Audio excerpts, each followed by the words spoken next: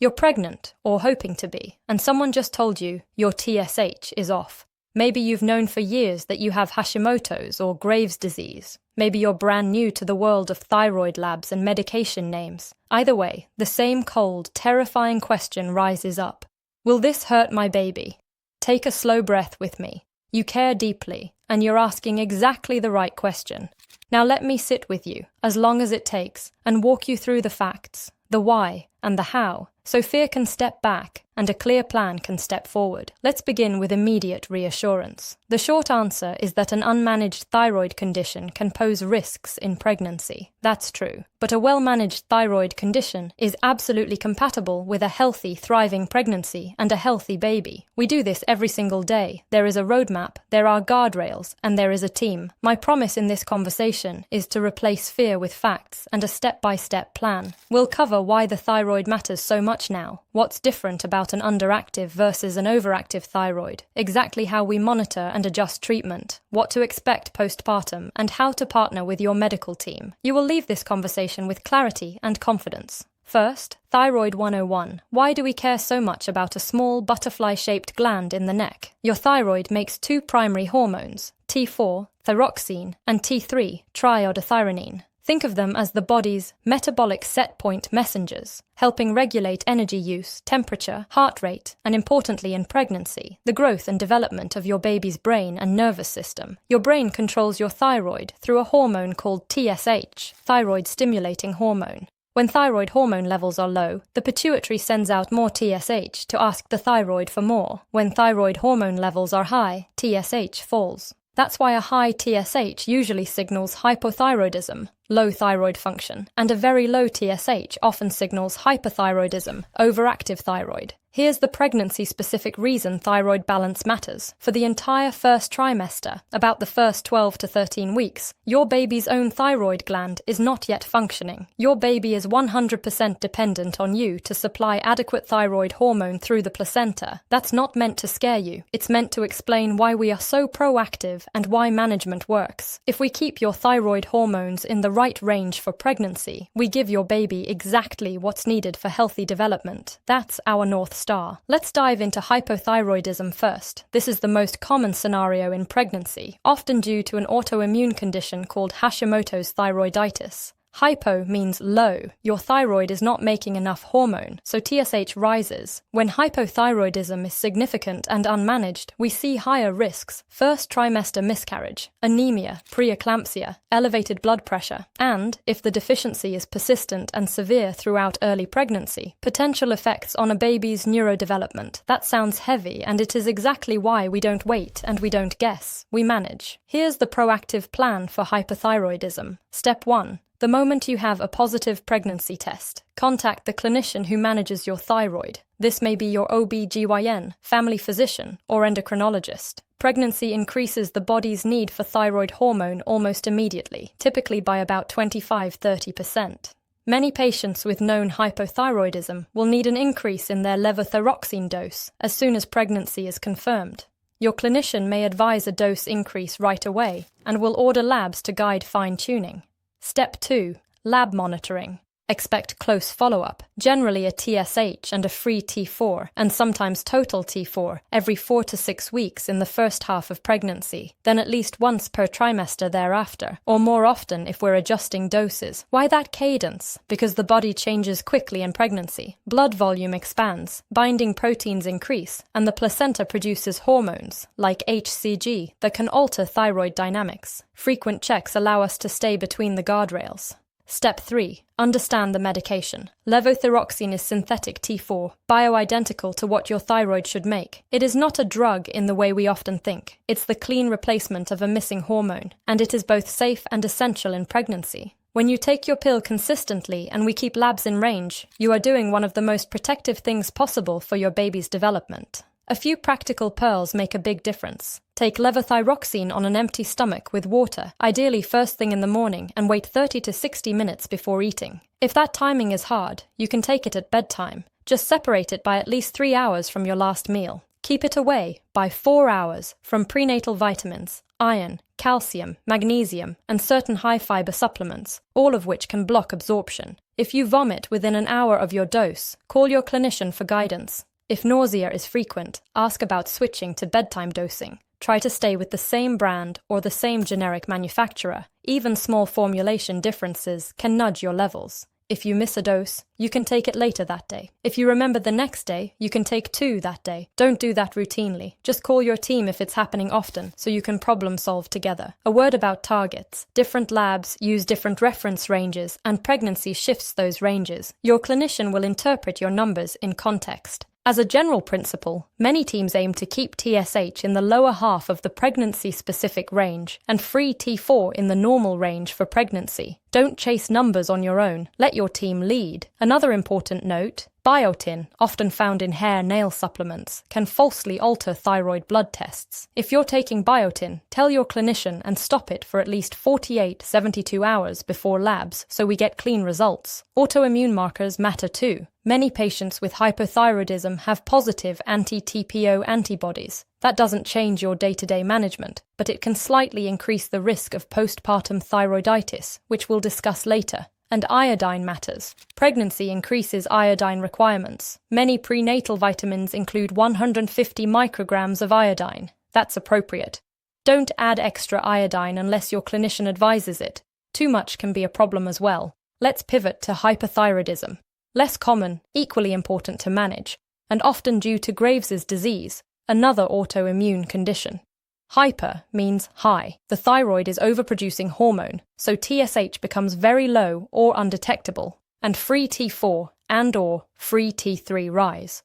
Unmanaged hyperthyroidism in pregnancy increases risks such as maternal high blood pressure, preterm birth, low birth weight, and rarely a dangerous maternal complication called thyroid storm, an acute, severe overactivity that requires urgent care. Again, knowledge and partnership turn this from scary to manageable. The plan for hyperthyroidism is a careful balancing act shaped by trimester. This is where your A-team really matters. Your OB, midwife, and an endocrinologist working together, with you at the center.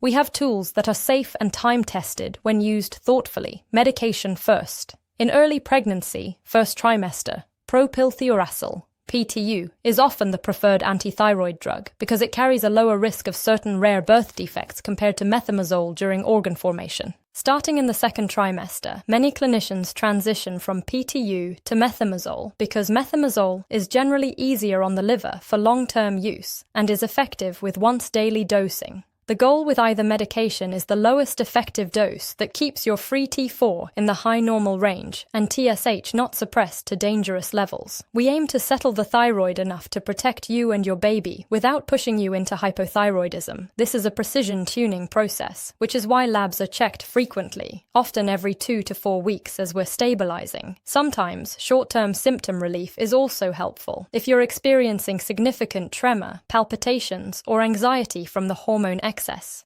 your clinician may prescribe a beta blocker, like propranolol, for a brief period, especially early on. These are used judiciously and tapered as the thyroid comes under control. There's a unique consideration in Graves' disease. TRAB, thyrotropin receptor antibodies. These are the antibodies that drive Graves and can cross the placenta.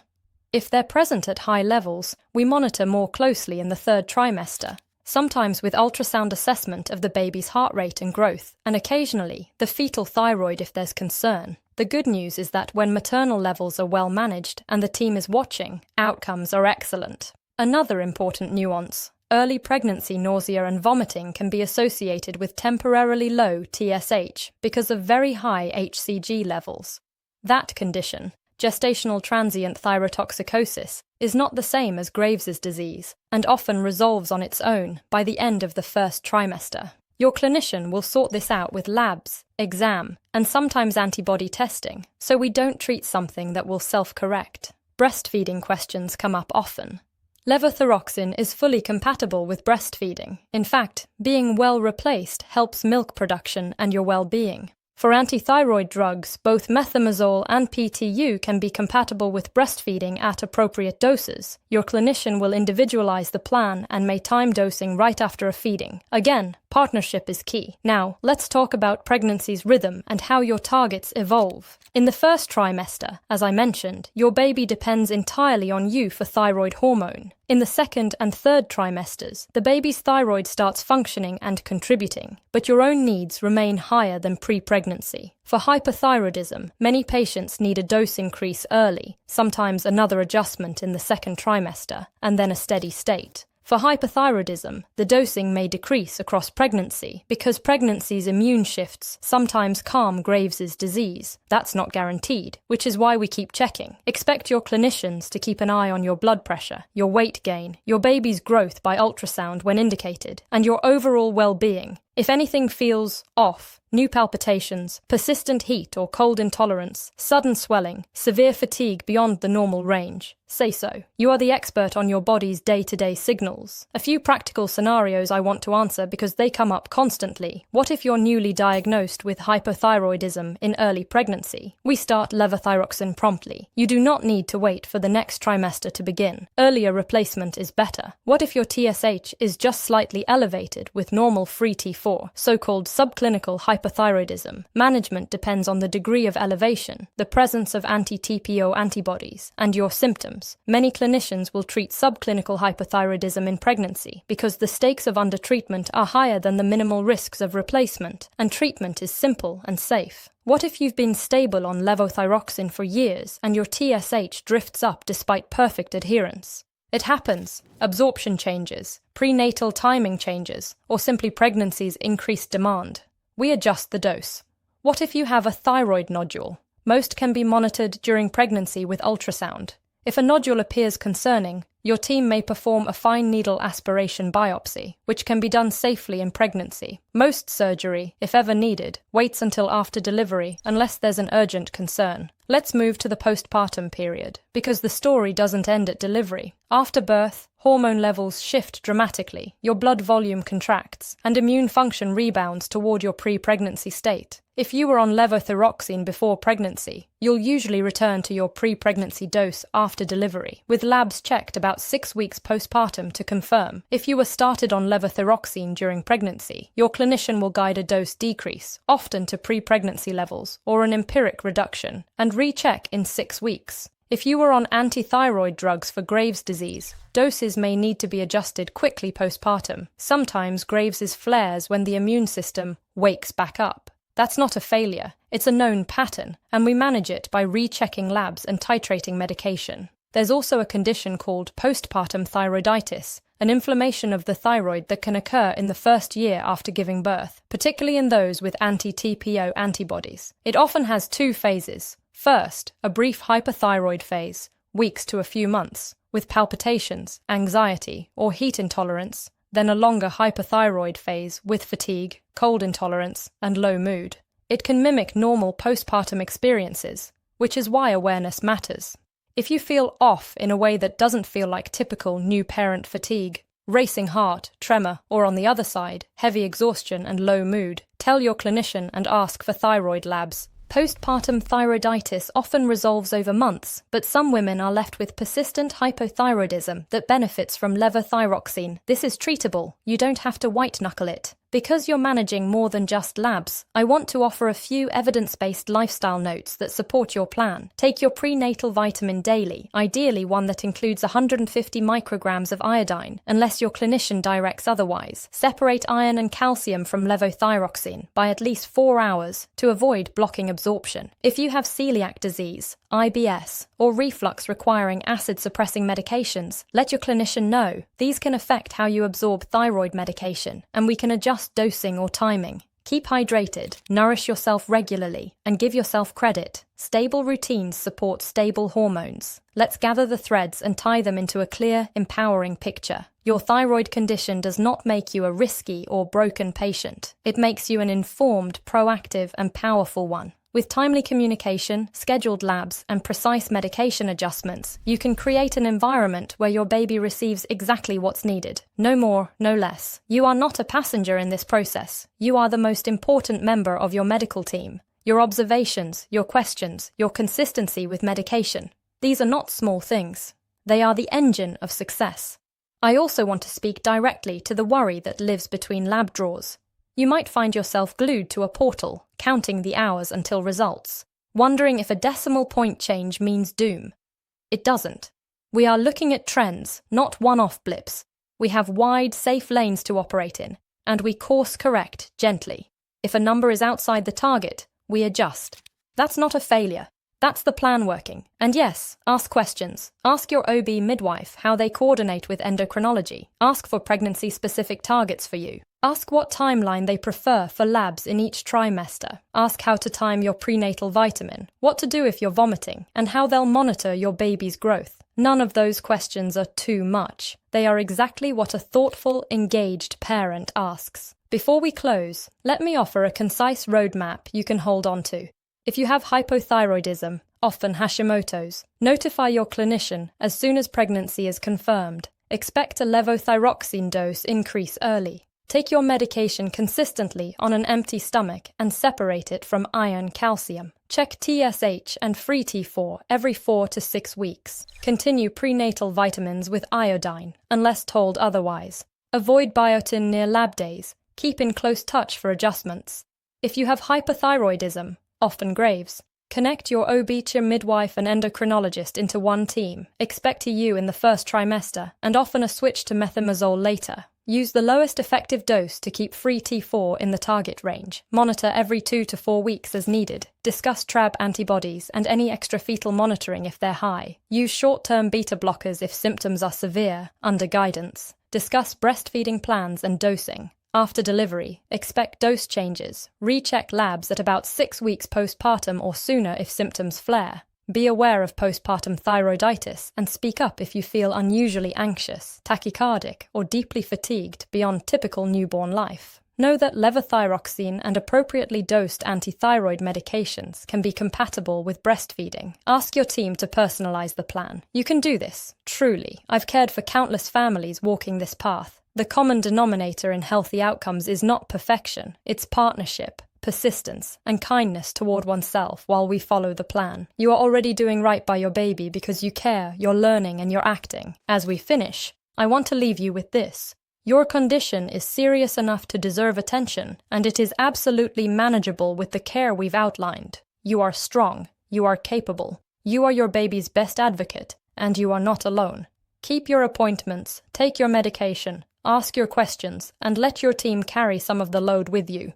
That's how we turn a fear into a confident plan.